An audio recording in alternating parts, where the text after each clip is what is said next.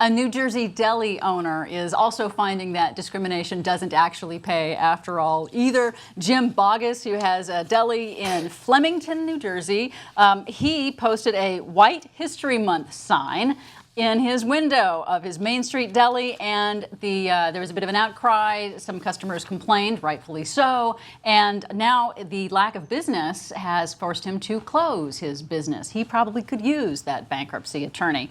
So he had a public apology that he gave to the main customer that was upset about it, and now he is trying to post a fundraising appeal on GoFundMe, and it's entitled Jimbo's White History Sign Gone Bad. This is what it says. On March 1st, I hung a sign in my deli window saying, "Celebrate your white heritage in March, White History Month." If you haven't heard of this story and you want to read about it, just Google Flemington, White History, or go on YouTube and search White History Month. Anyway, it went crazy for 4 days, and then I had to take the sign down for various reasons. It was only supposed to be... Various reasons. Yeah, various. I think there's one reason. It's only supposed to be a white thing, but people read more into it than that. No, they read exactly that much into it. It's supposed to be a white thing, but not in the way that you intended. Yeah, now he did apparently apologize to the main customer who was upset about it, but he keeps going on in his fundraising. He says in his GoFundMe thing, "I did get tons of supporting letters from all across the USA." Now that surprises me. That there'd be that many people supporting him. That was very comforting during such a stressful time. And then the bottom dropped out, and customers were no longer coming into my deli, and now I'm forced to close my deli and lose my American dream. I've become heavily in debt and getting shut-off notices from everywhere for both business and home. I don't think I deserve this just because I wanted to be proud of being white and being able to celebrate my heritage like everybody else does. So this is a picture of the guy forced out of business. I didn't do nothing. Yeah, he looks kind of like that, doesn't he?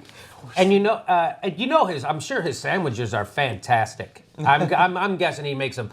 No, if the guy made a good sandwich, if the guy makes a good Reuben, I don't care who you hate, I'll buy your Reuben. But I'm not walking into a store that says White History Month on the front. Yeah, now that was the guy, that graphic just there was him apologizing to the customer who said, "Dude, this is so not cool. Yeah. Don't do that." And so he was apologizing. He was like, "It's okay, it's all right." I grew up with those people. Okay, I grew up on the southwest side of Chicago, and very, like I say, very blue collar, really blue collar, racist. And but they're good people. They just didn't know any better. They're a lot like these guys. Racist people, they think that you're just not being racist because you're trying to be nice. Yeah. They think that everyone thinks that way. And like what they used to say in my neighborhood, well, if they can have a black Miss America, why can't we have a white Miss America?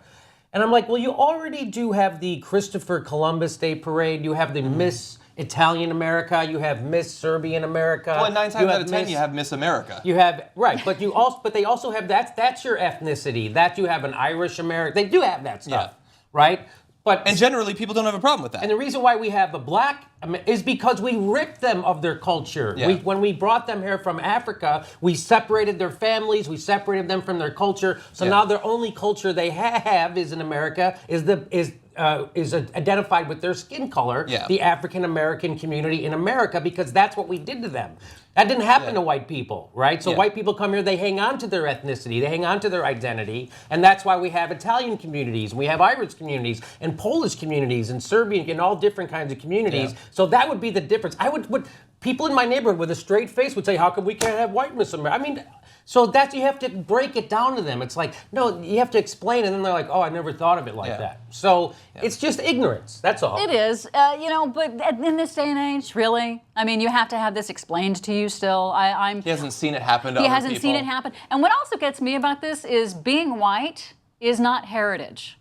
Yeah, it doesn't actually mean anything. It doesn't mean anything. I mean, it's a European thing, I guess, is what he's trying to say. Hey, I'm of European descent, but, hey, there's like Germany and France and Spain, and there's all these other, England, Ireland, it breaks it down quite a bit more. Being white doesn't count as a heritage of any kind. And by the way, I don't spend a lot of time going to the personal homes of people who want to have White History Month, but I have a feeling that their bookshelves are not filled with history texts and treaties on the Visigoths and things like that. Yeah. They say they're interested in white history. I don't think they're history buffs in their free time. I think they're just interested in trying to stick it to minorities. I think that's what it is.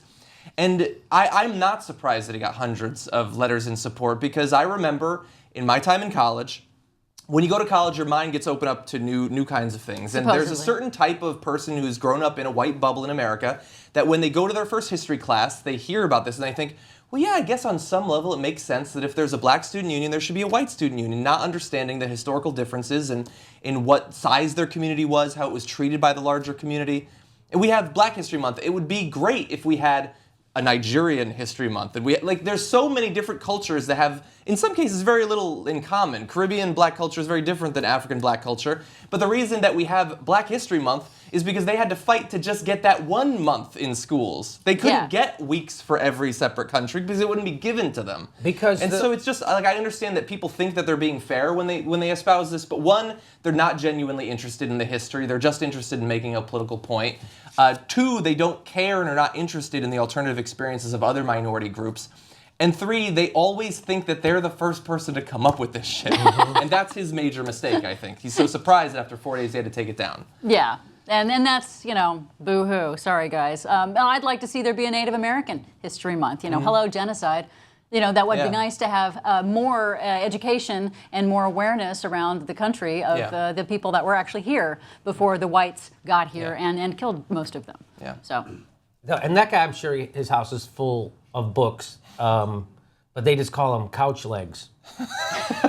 Right? Propping up the TV. Doorstops. Whenever the Yeah, it's not like he comes home from work, sits down, King Henry. I don't think that's how it actually works. You don't think so? No.